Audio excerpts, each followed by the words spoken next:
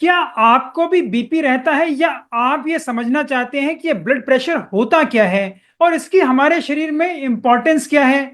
ये हमारे शरीर के लिए कितना लेवल पर होना चाहिए और किस लेवल पर हम इसे बढ़ा हुआ या घटा हुआ कहते हैं और किस तरीके की ये समस्या हमारा बढ़ा हुआ बीपी हमें कर सकता है। तो ये वीडियो आपके लिए है। इस वीडियो के अंत तक मैं आपको ये सारी जानकारी दे पाऊंगा। नमस्कार, मेरा नाम डॉक्टर इंद्र मोहन खंडेलवाल है और मेरे जीवन का उद्देश्य है कि मैं 10 लाख वर्किंग प्रोफेशनल्स को मोटापा रहित कर उनका स्वप्न स्वरूप स्वस्थ सुंदर शरीर पाने में मदद कर पाऊं, जिसके लिए मैंने स्वास्थ्य कम्युनिटी का निर्माण किया है और स्वास्थ्य संतुलन सिस्टम भी बनाया है। तो चलिए अब चलते हैं अपनी आज की लर्निंग की ओर।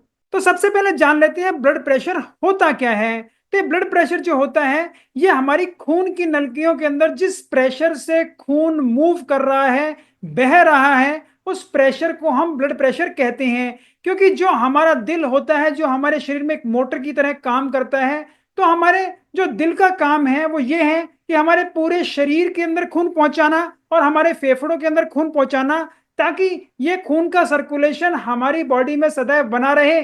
क्योंकि इस खून के माध्यम से ही हमारे शरीर में टॉक्सिन्स निकलते हैं, इस खून के माध्यम से ही हमारे शरीर के अंदर न्यूट्रिशन पहुंचता है, इस खून के माध्यम से ही जब हम अपना खाना खा लेते हैं तो खाना पचा हुआ और उसके न्यूट्रिएंट्स हमारे शरीर में एब्जॉर्ब होते हैं, और इस खून के माध्यम से ही हमारे जो फेफड़े हम सांस लेते हैं उसके साथ जो ऑक्सीजन हमारी आरबीसी में जाता है वो हमारी अंग कोशिकाओं तक पहुंच पाता है। तो हमारे खून का जो सर्कुलेशन मेंटेन करने के लिए हमारे दिल को हमेशा काम करना पड़ता है। और ये जो प्रेशर जनरेट होता है हमारी आर्टरीज के अंदर, जिनसे कि हमारा खून हमारे दिल से दूसरे अंगों तक जा रहा है, इसको हम ब्लड प्रेशर कहते हैं। ये ब्लड प्रेशर अगर ऑप्टिमल नहीं होगा तो हमारी अंग कोशिकाओं तक अच्छे से खून नहीं पहुंच पाएगा और हमारा शरीर अच्छे से काम नहीं कर पाएगा। इसलिए इसका एक नॉर्मल रेंज में होना बहुत ही ज्यादा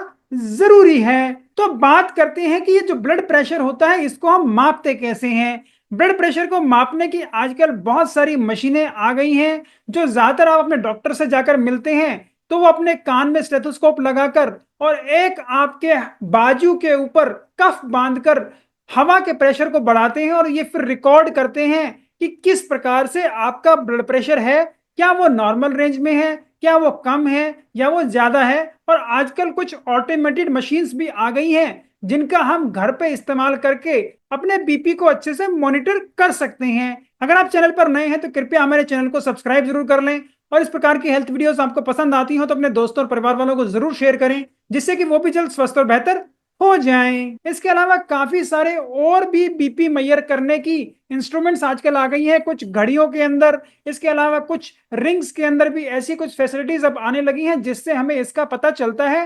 हालांकि उनकी गुणवत्ता कितनी अच्छी है उसके ऊपर काफी स्टडीज चल रही हैं और काफी स्टडीज ये प्रमाणित भी कर चुकी हैं कि उनकी गुणवत्ता अच्छी होती है और हमारे घर पर मॉनिटर करने के लिए बहुत ही बढ़िया है। तो बात करते हैं कि हमारे शरीर के अंदर नॉर्मल बीपी कितना होता है।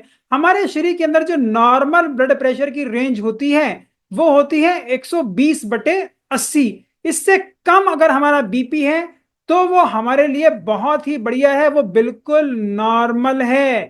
तो 120/80 इसमें दो फिगर आती हैं। तो जो 120 है ये ऊपर वाली फिगर है कि हमारे शरीर के अंदर ब्लड प्रेशर की जो अधिकतम सीमा है वो 120 है, जिसको हम सिस्टोलिक ब्लड प्रेशर कहते हैं। और जो नीचे वाला है जिसको हम 80 कह रहे हैं ये है 80 मिलीमीटर ऑफ मरकरी, जो कि हम एक स्फिग्नोमेनोमीटर से नापते हैं। और 80 मिलीमीटर ऑफ मरकरी हमारा जो ब्लड प्रेशर है वो है जब हमारा हृदय रेस्ट कर रहा है, जिसको हम डायस्टोलिक ब्लड प्रेशर कहते हैं। तो हमारा ब्लड प्रेशर 80 से लेके 120 तक हर हमारी कार्डियक साइकिल के साथ वेरी कर रहा है। और जो हमारा नॉर्मल बीपी है इसमें थोड़ी सी वेरिएशन, हम कहें कि सिस्टोलिक की 5 से 10 mm ऑफ मरकरी और डायस्टोलिक की 2 से 5 mm ऑफ मरकरी, हम एक नॉर्मल वेरिएशन लेते हैं जो कि हर किसी के साथ हो सकता है। तो अगर ये आपका सिस्टोलिक बीपी 130 तक जा रहा है और डायस्टोलिक बीपी अगर 85 तक भी जा रहा है तो उसको हम नॉर्मल के अंदर ही काउंट करते हैं। तो अब हम बात करते हैं कि बढ़ा हुआ जो बीपी होता है उसको किस तरीके से कैटेगराइज किया जाता है। इसके बाद हालांकि बहुत सारी जो हमारी कार्डियक सोसाइटीज हैं वो बहुत अलग अलग फिगर देती हैं, लेकिन सबने एक जो कॉमन कंसेंसस है जिसपे ज्यादातर लोग उसको मानते हैं वो ये है कि अगर हमारा बीपी 130 से बढ़कर 139 तक जा रहा है सिस्टोलिक, और जो हमारा डायस्टोलिक है वो 85 से बढ़कर हम कहें 89 तक जा रहा है, तो इसको हम हाई नॉर्मल बीपी कहते हैं। और इसके बाद जब बीपी ऊपर चला जाता है तो इसकी आगे कैटेगराइजेशन है जिसको हम कहते हैं ग्रेड 1 या माइल्ड हाइपरटेंशन, जो कि होता है हमारा 140 से 159 तक सिस्टोलिक बीपी और 90 से 99 तक डायस्टोलिक बीपी। इसको हम ग्रेड 1 या माइल्ड हाइपरटेंशन कहते हैं। इसके बाद जो ग्रेड 2 हाइपरटेंशन हम कहते हैं उसे कहते हैं जब हमारा सिस्टोलिक बीपी 160 से 179 तक हो जाता है सिस्टोलिक वाला, और डायस्टोलिक वाला जब हमारा 100 से 109 मिलीमीटर ऑफ मरकरी होता है तो उसे हम ग्रेड 2 हाइपरटेंशन कहते हैं। इसके बाद हम बात करते हैं ग्रेड 3 हाइपरटेंशन की, या जिसको हम हाइपरटेंसिव क्राइसिस भी कहते हैं, जिसके अंदर हमारा सिस्टोलिक बीपी 180 से ऊपर चला जाता है और डायस्टोलिक बीपी 110 से ऊपर चला जाता है। तो इसको हम हाइपरटेंसिव क्राइसिस कहते हैं, जिसको कि तुरंत मैनेज करना बहुत ही ज्यादा इंपॉर्टेंट है। अगर इस तरीके के बीपी को तुरंत मैनेज नहीं किया गया तो यह हमारे शरीर में भयंकर नुकसान पैदा कर सकता है। किसी भी हमारे अंग कोशिका की नस फट सकती है जिससे हमें अजरंग जैसी समस्या भी हो सकती है, या उस अंग को घातक नुकसान भी पहुंच सकता है। और आपने पाया होगा काफी सारे बुजुर्गों को कि एकदम से वो ठीक था और एकदम से उसका बीपी बढ़ा, उस वक्त उसका एकदम से हाथ पैर काम करने बंद कर गए, एक तरफ के या दोनों तरफ के, उसकी आंखों के अंदर भी बदलाव आ गए हैं, उसको अब खाना पीना भी अच्छे से नहीं खाया जा रहा है, मुंह में से थूक निकल रहा है, जो ये अजरंग की समस्या में होता है जब हमारे दिमाग में नस फटती है।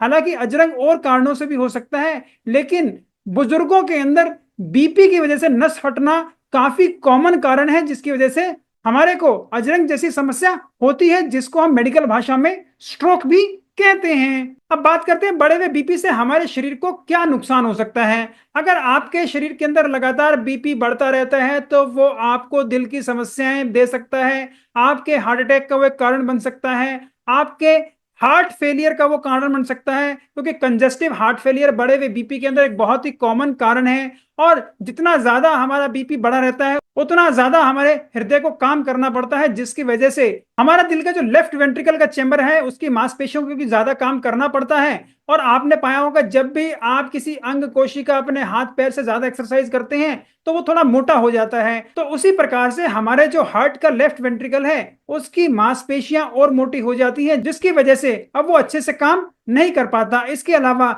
हमारे गुर्दों के खराब होने का ये कारण बनता है, हमारे को अजरंग जैसी समस्याएं या स्ट्रोक जैसी समस्याएं हो सकती हैं। हमारी आंखों को ये नुकसान पहुंचाता है, क्योंकि हमारी आंखों का जो पर्दा होता है, रेटिना होता है, उसके अंदर अब ये जो बढ़ा हुआ बीपी है उसकी वजह से वहां पे ब्लड वेसल्स फट भी जाते हैं और हमारे आंख के पर्दे को नुकसान पहुंचता है। वहीं पे जो और दिक्कत होती है इस बड़े बीपी से वो ये होती है कि आपकी जो खून की नलकियां होती हैं उनके अंदर अब एथेरोस्क्लेरोसिस बहुत ज्यादा बढ़ जाता है, क्योंकि इतनी स्पीड से जब आपकी जो आर्टरीज के अंदर ब्लड जाता है तो उसकी वजह से उसकी वाल को इंजरी पहुंचती है, जहां पर अब दूसरे ब्लड सेल्स और कैल्शियम डिपॉजिट होकर वहां पर प्लाक बनने लगते हैं, जिससे आपकी ये जो खून की नलकियां हैं उसके अंदर सिकुड़न पैदा होती है और स्टेनोसिस होता है, जिसकी वजह से आपके अंग कोशिकाओं को अच्छी प्रकार से खून नहीं पहुंच पाता।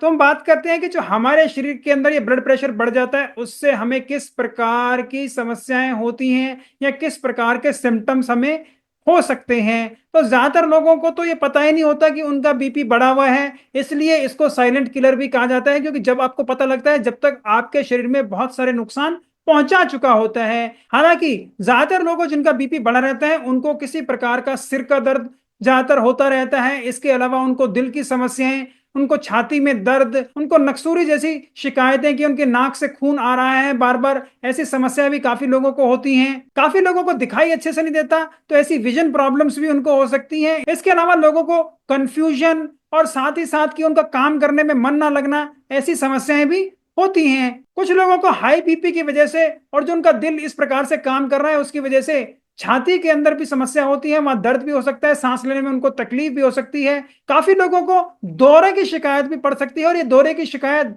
नस फटने की वजह से भी हो सकती है और हाई बीपी की वजह से भी हो सकती है। इसके अलावा क्योंकि अब आपका प्रेशर बहुत ही ज्यादा बढ़ गया है, तो ज्यादातर लोगों को ऐसे छाती में, पेट में धक धक करने की आवाज सी उन्हें सुनाई देती है, या उनके कान के अंदर उन्हें आवाज सुनाई देती है, शाय शाय की आवाज, जैसे ही उनका ब्लड बढ़ता है और जब उनका ब्लड प्रेशर बढ़ जाता है, उनको गुस्सा आता है, तो उस वक्त ऐसी आवाजें उनको बहुत ज्यादा सुनाई देती हैं। इसके अलावा बढ़ा हुआ बीपी आपके गुर्दे को भी नुकसान पहुंचता है, और गुर्दे के नुकसान से भी आपका बीपी बढ़ सकता है, जिसकी वजह से बढ़े हुए बीपी के कारण आपके पेशाब के अंदर भी आपको खून दिखने लग सकता है, जो कि एक समस्या का कारण हो सकता है। इसके अलावा काफी लोगों को चक्कर आना, उनकी जो आंखें होती हैं वो बिल्कुल लाल रहती हैं, ऐसी समस्याएं भी हो सकती हैं। उनको बहुत ज्यादा पसीना आना, उनका जो चेहरा होता है वो हमेशा लाल होता है। इसके अलावा उनको सोने में भी तकलीफ रहती है, और जब वो शांति में सोते हैं उस वक्त उनके कान के अंदर एक घंटियां सी बढ़े हुए बीपी के कारण बजती रहती है, जिसको हम टेनाइटिस भी कहते हैं। और यहाँ पर जो टेनाइटिस है उसका कारण आपका बढ़ा हुआ बीपी है, जिसको हम वास्कुलर कॉज ऑफ टेनाइटिस कहते हैं।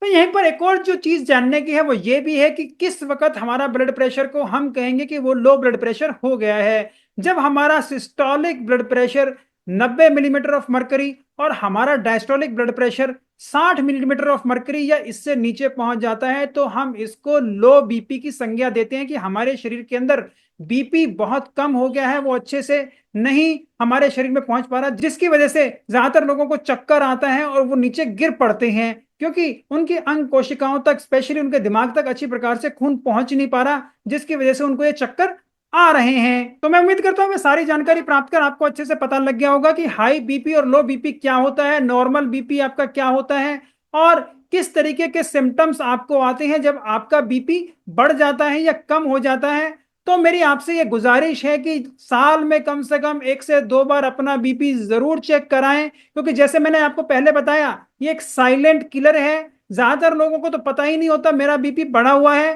तो जब तक आप चेक नहीं कराएंगे तो आपको पता लगेगा भी नहीं। तो कृपया साल में 2 बार बीपी अपना जरूर चेक कराएं। वो बिल्कुल नॉर्मल है तो बिल्कुल आप आराम से एंजॉय करें, बढ़ा हुआ है तो अपने खाने पीने के अंदर, लाइफस्टाइल के अंदर आपको बदलाव करने की जरूरत है, जिनके लिए मैंने पहले भी वीडियो बनाया है और आगे मैं वीडियो बनाता रहूंगा, जिससे कि आप उनका फायदा उठाकर अपने बीपी को कभी बढ़ने देंगे ही नहीं, जिसकी वजह से आपको कभी और दवाइयां खाने की जरूरत ही नहीं पड़ेगी। मैं उम्मीद करता हूं मेरी इस प्रकार की वीडियोस आपको पसंद आती होंगी। अगर आप उन्हें पसंद करते हैं तो कृपया उन्हें लाइक करें, शेयर करें, फॉरवर्ड करें, जिस भी प्लेटफॉर्म पर आप उन्हें देख रहे हैं। अगर आप उन्हें यूट्यूब पर देख रहे हैं तो कृपया मेरे चैनल को सब्सक्राइब जरूर कर लें।